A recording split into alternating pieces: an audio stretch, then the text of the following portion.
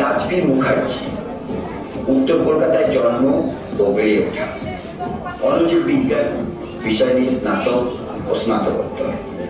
ছোট্ট বয়স থেকে বিজ্ঞান ও সাহিত্যের প্রতি এক অদ্ভুত ভালোবাসা। বিদ্যালয়ের বার্ষিক পত্রিকায় লেখা ও প্রকাশের মাধ্যমে লেখার জগতে হাতে করি। তারপর বিভিন্ন পত্রিকা ও সংকলনে লেখা প্রকাশের মাধ্যমে লেখার জগতে অবতারণা। 2022 সালে জীবন সৈকতের খেয়াগানে নামে প্রথম একক গল্প গ্রন্থ। আমার আজকের নিবেদন জেগে ওঠো আজ।